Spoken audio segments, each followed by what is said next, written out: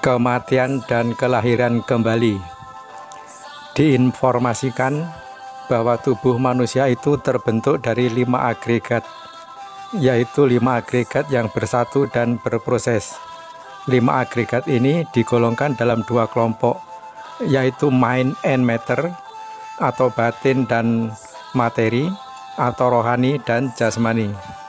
Kelompok pertama disebut rupa, merupakan agregat pertama, yaitu badan jasmani yang terdiri dari unsur-unsur tanah atau padat, unsur air atau cair, unsur api atau panas, dan unsur udara. Badan jasmani akan terwujud jika keempat unsur ini bersatu dan berproses. Kelompok kedua disebut nama, yaitu batin atau badan rohani, terdiri dari 4 agregat, yaitu perasaan, persepsi, bentukan-bentukan mental, dan kesadaran. Batin ini bisa terwujud karena 4 agregat tadi berproses dan bekerja sama. 4 agregat ini bisa diibaratkan sebagai wadah atau tempat masak, bahan masakan, orang yang memasak, dan orang yang memakan masakan. Perasaan adalah wadah, persepsi adalah bahan masakan, bentukan-bentukan mental adalah orang yang memasak, dan kesadaran adalah orang yang memakan masakan. Jika 4 hal tersebut berproses, maka terwujudlah orang yang memakan masakan. Terwujudlah batin atau badan rohani. Kelima agregat atau rupa dan nama tadi tidaklah kekal, setiap saat selalu berubah, sehingga dapat dipahami bahwa manusia itu sebenarnya tidak punya roh, tidak punya aku, tidak punya diri yang tetap, yang kekal, yang absolut, karena agregat-agregatnya setiap saat selalu berubah, muncul dan lenyap setiap saat. Disebut anatta. Apapun itu, fenomena apapun, baik fisik maupun non-fisik, itu tidak mempunyai jati diri, tidak mempunyai inti yang tetap, yang kekal, karena semua fenomena yang terdiri dari unsur-unsur yang lebih kecil itu selalu berubah setiap saat, selalu muncul dan lenyap kembali terus-menerus. Karena perubahan itu terus-menerus, maka semua fenomena yang ada itu dipahami sebagai anatta atau tanpa inti, tanpa diri, tanpa roh yang tetap atau kekal. Sebagai informasi, ada makhluk yang hanya mempunyai 4 agregat, tanpa rupa, tanpa badan jasmani. Makhluk yang demikian itu adalah arupa Brahma atau makhluk Brahma tanpa bentuk. Ada juga makhluk yang hanya mempunyai 1 agregat saja. Mereka tidak mempunyai batin atau badan rohani, yaitu makhluk Brahma materi halus. Pandangan yang benar paham bahwa tidak ada pemilik dari kehidupan ini, tidak ada jiwa atau roh yang kekal di dalam tubuh kita. Semuanya tidaklah tetap, setiap saat selalu berubah.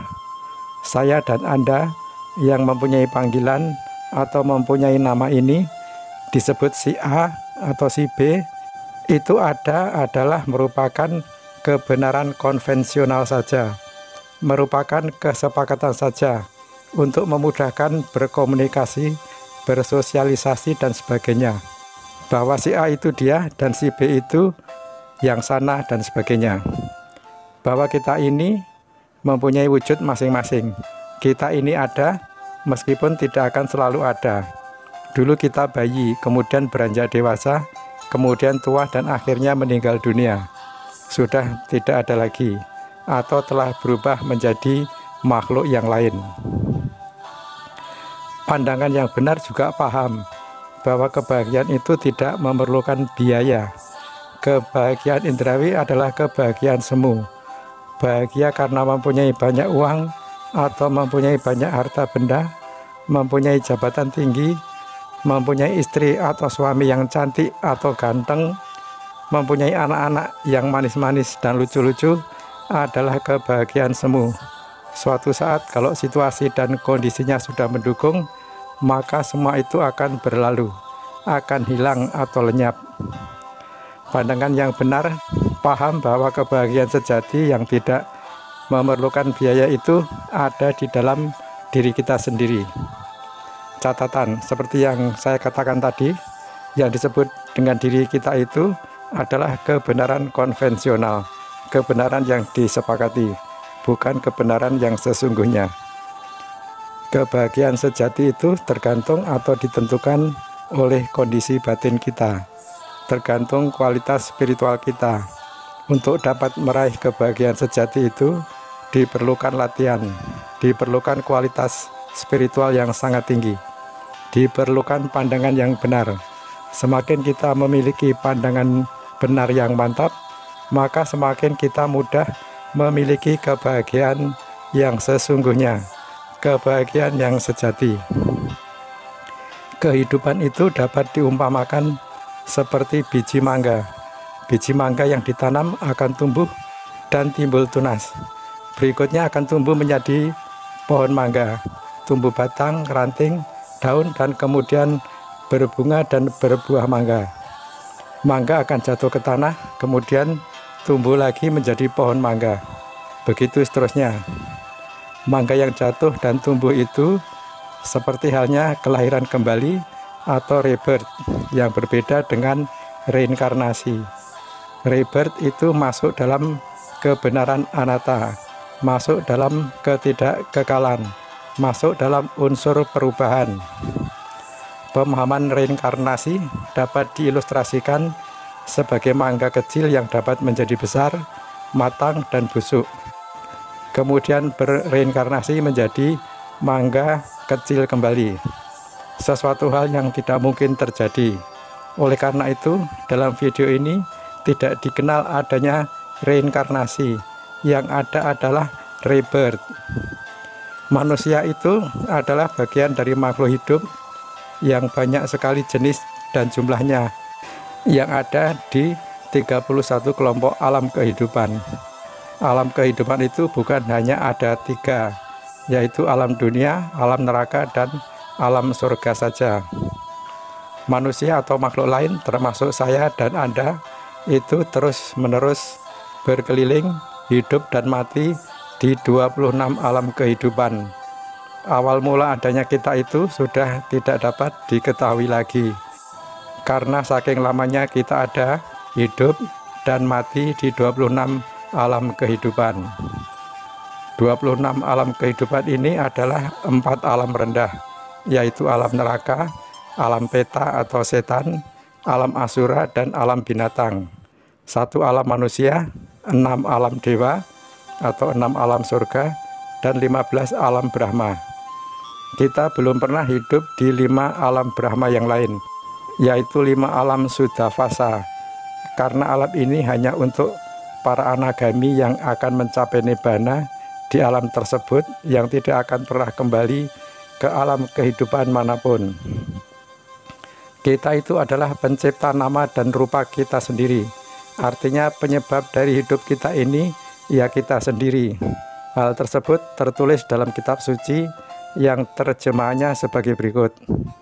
Aku adalah pemilik karmaku sendiri, pewaris karmaku sendiri, lahir dari karmaku sendiri, berhubungan dengan karmaku sendiri, terlindung oleh karmaku sendiri.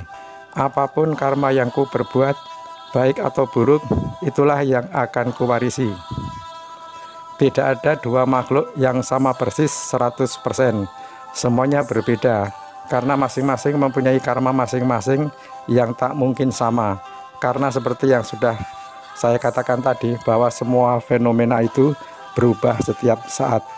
Badan jasmani itu bisa mengalami kesakitan karena kondisi-kondisi yang berlawanan, misalnya panas, dingin, lapar, haus, dan sebagainya. Sehingga badan jasmani mengalami perubahan, di mana perubahannya dapat dilihat.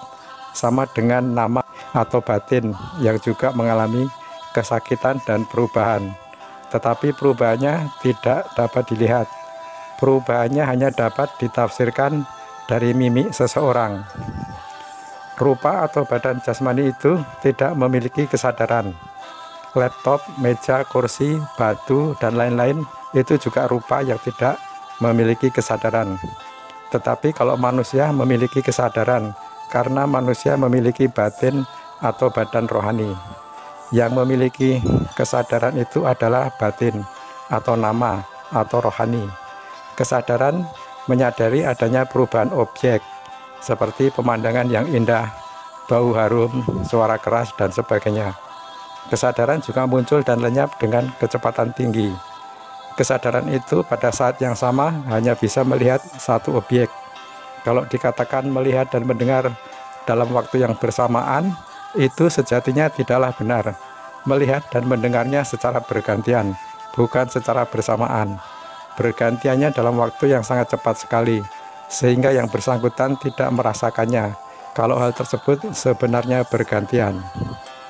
Seiring dengan berjalannya waktu, maka kesadaran itu makin lama makin melemah. Nama atau batin juga akan melemah. Melemahnya batin tergantung rupa, tergantung dari kondisi kesehatan jasmani atau rupa. Munculnya kesadaran itu seperti munculnya api dari adanya gesekan antara kepala batang korek api dengan wadah korek api pada bagian yang berwarna hitam yang sudah diberi bahan untuk munculnya api jika tergesek dengan kepala batang korek api. Kesadaran itu juga anatta, selalu berubah. Muncul dan lenyapnya unsur-unsur nama dan rupa secara cepat, itulah kehidupan. Kehidupan terjadi karena adanya kerjasama antara nama dan rupa, seperti orang lumpuh bekerja sama dengan orang buta, sehingga apa yang akan diperolehnya dapat dilakukan, dapat terlaksana. Sekarang mari kita lihat tentang kematian. Kematian itu dapat terjadi karena 4 hal, yaitu habisnya rentang kehidupan di bumi, habisnya kekuatan kama produktif, habisnya kedua-dua hal tadi, dua-duanya habis. Intervensi kama penghancur. 1. Kematian karena habisnya rentang kehidupan di bumi, ibarat lampu minyak yang mati karena minyaknya sudah habis. Manusia bumi itu mempunyai rentang kehidupan tertentu, biasanya tidak lebih dari 100 tahun. Jadi kalau sudah sekitar 100 tahun, pasti mati. Beda dengan rentang kehidupan di alam dewa yang jauh lebih panjang, apalagi kehidupan di alam Brahma. 2. Kematian karena habisnya kekuatan kama produktif, ibarat lampu minyak yang mati karena sumbunya habis. Kama produktif ini adalah kama pendorong sehingga seseorang atau individu bisa terlahir kembali. Kama produktif ini mempunyai kekuatan tertentu. Kalau kekuatannya habis, maka yang bersangkutan meninggal. Bayi yang meninggal itu adalah karena kama produktifnya yang cepat habis. 3. Kematian karena habisnya rentang waktu kehidupan dan juga karena habisnya kekuatan kama produktif yang muncul bersamaan. 4. Kematian karena intervensi kama penghancur, ibarat lampu minyak yang mati karena tertiup angin. Kama penghancur adalah kama yang sangat buruk yang mampu menghancurkan kama produktif, sehingga yang bersangkutan meninggal. Manusia yang mati dan terlahir kembali menjadi janin itu tanpa jeda. Kesadaran penyambung kelahiran kembali setelah badan jasmaninya mati, langsung masuk ke janin calon ibu atau calon induknya jika akan terlahir sebagai binatang. Apalagi jika terlahir secara spontan di alam rendah, di alam surga atau di alam Brahma. Jika akan terlahir melalui telur, maka kesadaran penyambung kelahiran kembalinya akan masuk ke telur saat telur tersebut telah siap menerima kehidupan. Detik terakhir sebelum seseorang meninggal dunia dan kemudian terlahir kembali, maka di dalam pikirannya akan muncul salah satu dari ketiga objek berikut ini. 1. Munculnya kama yang pernah dilakukan. Jika yang bersangkutan banyak berbuat baik, maka yang muncul menjelang kematiannya adalah perbuatan baik yang pernah dilakukan, sehingga yang bersangkutan bisa terlahir di alam bahagia. Sebaliknya, jika yang muncul adalah perbuatan jahatnya, maka dia akan terlahir di alam rendah atau alam penderitaan. 2. gati nimita atau tanda dari kama.